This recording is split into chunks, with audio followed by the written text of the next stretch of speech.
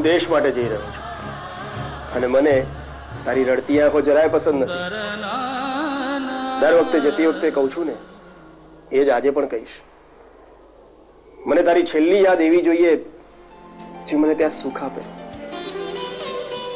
તારી યાદ આવે ને મારા ચહેરા પર સ્મિત આવી જાય. તારી રડતી આંખો યાદ આવશે તો મને ત્યાં હિંમત કોણ આપશે? હર વખતે તો વાત જુદી હોય છે, પણ આજે તો અરે રાજ, આખી જિંદગી આર્મીમાં રહીને રિટાયર થનારા ઘણા લોકો હોય છે. ત્યારે લડાઈમાં જવાનો શુભ અવસર મારા જેવા નસીબવાળાને જ મળે છે. તમને માત્ર તમારો જ વિચાર આવે છે. ના, સાચું કહું ને રાજ, તો મને તારા સિવાય કોઈનો વિચાર નથી આવતો. મને ખબર છે રાજ, અત્યારે તું જે પરિસ્થિતિમાં છે એવી પરિસ્થિતિમાં સ્ત્રીને સૌથી વધારે જરૂર પોતાના પતિની હોય છે. અને છતાંય આવા સમયે મારે તને છોડીને જવી પડી છે. રાજ, તું એક સૈનિકની પત્ની છે, સૈનિકની.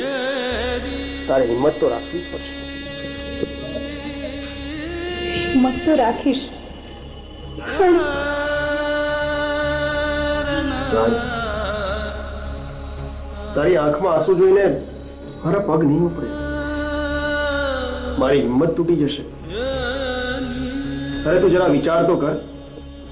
લડાઈના મેદાનમાં મારી પાસે હથિયાર હોય કે ના હોય, પણ મારી હિંમત ખૂટી જશે તો હું શું કરી શકીશ?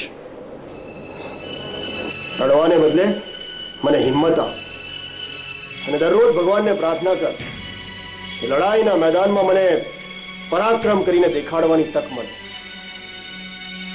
અને જ્યારે હું લડાઈના મેદાનમાંથી પાછો આવીશ ત્યારે મારી છાતી પર એક તરફ મેડલ અને બીજી તરફ તારું માથું હશે. આપને કહ્યા સિવાય બીજું મારા ભાગમાં રહ્યું છે શું? આપણે ભણ્યા પછી પહેલી જ વાર આટલા સારા દિવસો સાથે ગાળી શક્યા છીએ. આ બધા જ દિવસોને હું ખૂબ વાગોડીશ, તમને ખૂબ જ યાદ કરીશ. અને હવે આ 10-12 દિવસમાં તો એ પણ એની હાજરી નોંધાવશે જ ને. અને હું પાછો આવીશ ત્યારે તો આવનારું મહેમાન તેડવા જેટલું થઈ ગયું હશે ને.